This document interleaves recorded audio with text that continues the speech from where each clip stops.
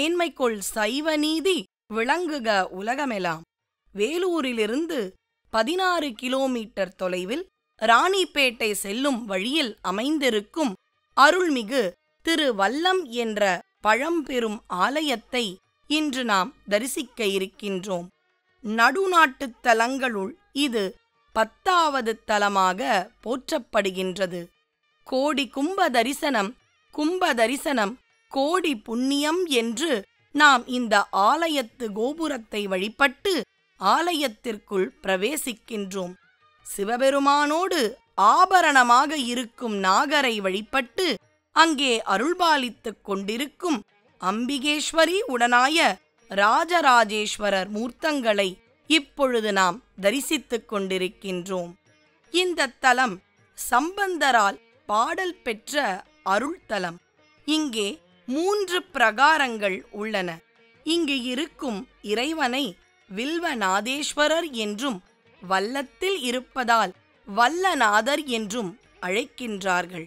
அம்பிகையானவள் அருமையான நூதன நாமத்தோடு தனு மத்தியம்பாள் என்ற பேருடன் அம்பிகையானவள் இங்கே அருள்பாலிக்கின்றாள்.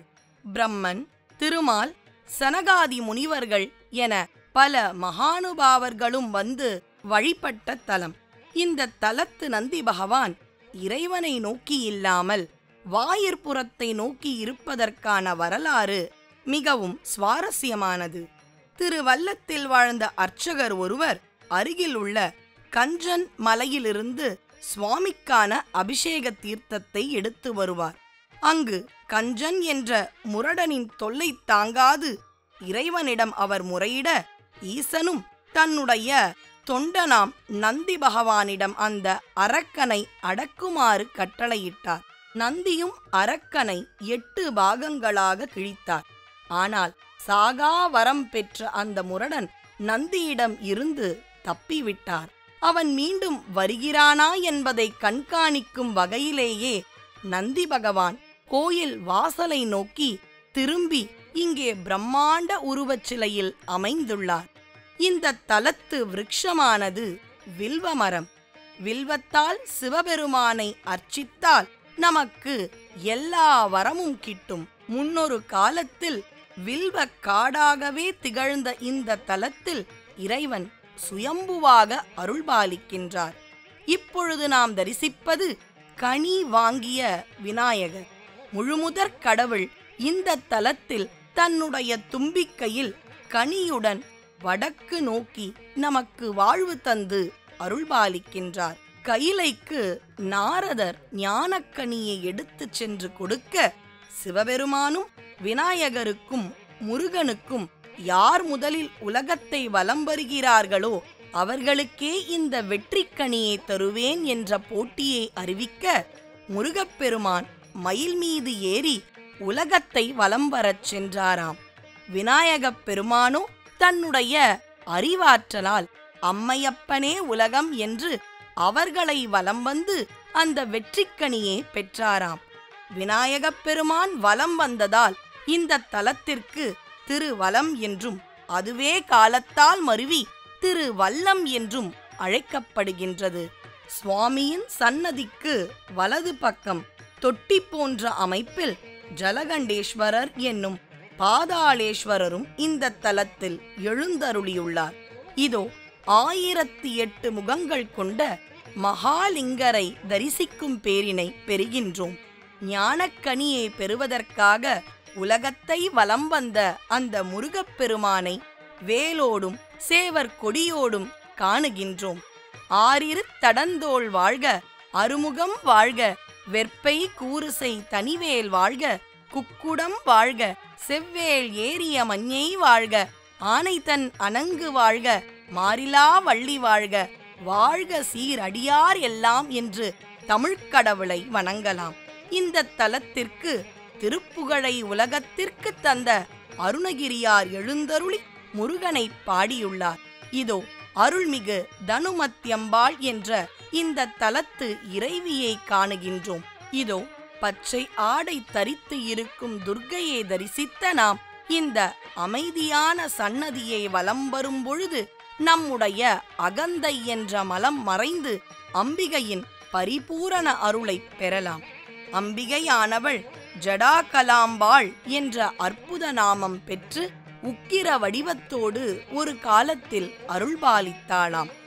ஆதிசங்கரர் இந்த தலத்திற்கு எழுந்தருளி அம்பிகையானவளை கருணையான தெய்வமாக தனு மத்தியம்பாள் என்ற நாமத்தோடு இங்கே வீற்றிருக்க வைத்தாளாம். அம்பிகையின் சன்னதியில் நாம் முப்பெரும் தேவியரையும் தரிசித்து இப்பொழுது கூத்தபிரானை சிவகாம சுந்தரியோடு அந்த ஆடல் கோலத்தோடு காணுகின்றோம். குனித்த புருவமும் கொவ்வை செவ்வாயில் குமிஞ்சிரிப்பும் பனித்த சடையும் பவளம் போல் மேனியில் முழுக்க திருநீறு அணிந்து கொண்டிருக்கும் அந்த அற்புத இறைவனை அவருடைய திருவடியில் வீற்றிருக்கும் மாணிக்கவாசக பெருந்தகையோடு நாம் தரிசித்துக் கொண்டிருக்கின்றோம். பொதுவாக எல்லா ஆலயங்களில் இருக்கும் தட்சிணாமூர்த்தியின் திருப்பாத கமலங்களுக்கு அருகில் சனகாதி முனிவர்களை தரிசிப்போம். இந்த தலத்தில்தான் சனகர் அவருடைய அணுக்க தொண்டர் சமாதி நிலையை அடைந்தார் என்பது இந்த தலத்தில் மற்றொரு சிறப்பு. எந்தெந்த இடத்திலெல்லாம் சித்தர் ஞானியர் இவர்களின் சமாதி இருக்கின்றதோ அந்த தலம் என்பது மிகவும் விசேஷத்திற்குரிய தலம். இப்பொழுது கோஷ்டத்தில் இருக்கும் விநாயகப் பெருமானை நாம் காண்கின்றோம். தொடர்ந்து தில்லைவாழ் அந்தனர்த்தம் அடியார்க்கும் அடியேன், திருநீலகண்டத்து குயவனார்க்கும் அடியேன் என்று சிவபெருமானின் முன்பு வைராகியம், கொள்கை, சிவனே அன்பு, அன்பே சிவம் என்ற ஒரு அற்புதமான கொள்கையினால் ஒன்றுபட்ட சிவன் அடியார்களை 63 இங்கே திருவுருவச் சிலையாக அழகாக அமைத்திருக்கின்றார்கள்.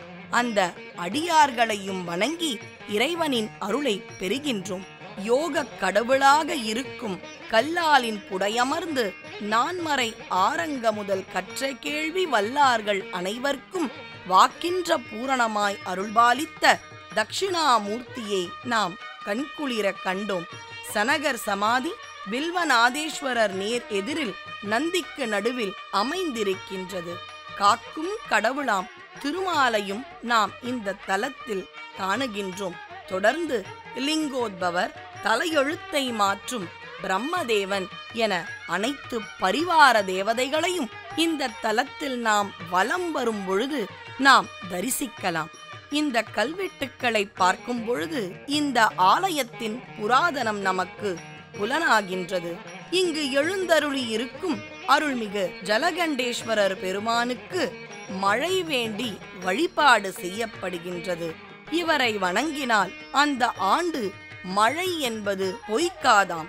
வான்முகில் வழாது பெய்க, மலிவளம் சுரக்க, மன்னன் கோன்முறை அரசு செய்க, குறைவிலாது உயிர்கள் வாழ்க, நான்மறை அறங்கள் ஓங்க, நற்றவம் வேள்வி மல்க, மேன்மைக்குள் சைவ நீதி விளங்குக உலகமெல்லாம் என்று இறைவனை போற்றுவோம். துன்பத்தை துடைக்கும் துர்கா தேவியை வழிபட்டு இங்கு அமைந்திருக்கும் நாகர், கால பைரவர், சூரியன் போன்ற மற்ற பரிவார தேவர்களையும் இங்கு நாம் தரிசிக்கலாம். இங்கு பைரவர் பூஜைகளும் அருமையாக நடைபெறுகின்றன.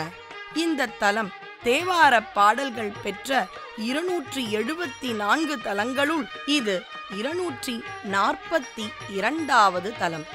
சார்ந்தவர்க்கு இன்பங்கள் தழைக்கும் வண்ணம் நேர்ந்தவன் நேரிழையோடு கூடி தேர்ந்தவர் தேடுவார் தேடச் செய்தே சேர்ந்தவன் உறைவிடம் திருவல்லமே என்று காழியூர் பிள்ளை இறைவனை போற்றுகின்றார்.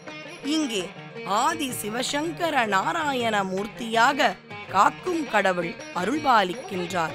இங்கு இருக்கும் தீர்த்தம் நீவாநதி கௌரி தீர்த்தம். சனகருக்கு முக்தி கிடைத்ததால் இந்த தலத்தில் வந்து நாம் சில நேரம் தியானம் செய்தாலும் பிறவி பிணி என்பது நமக்கும் இருக்காதாம். இங்கு வரும் பக்தர்களுக்கு வில்வத்தையே பிரசாதமாக முப்போதும் திருமேனி தீண்டுவார்கள் வழங்குகிறார்கள். நமச்சிவாய வாழ்க, நாதன் தாழ்வாழ்க, இமை பொழுதும் என் நெஞ்சில் நீங்காதான் தாழ்வாழ்க. நமச்சிவாய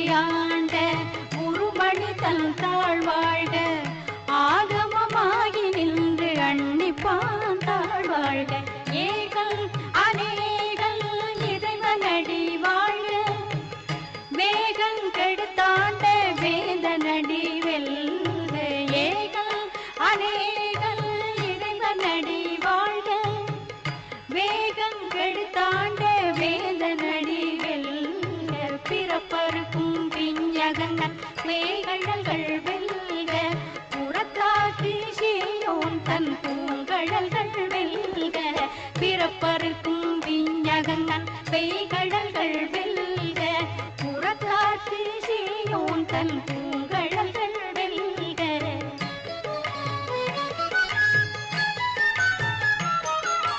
கரங்குவிவார் உள் மகிழும் கோன்கடல்கள் வெல்க சிறங்குவிவார் ஓங்குவிக்கும் சீரோன் கடல் வெல்க.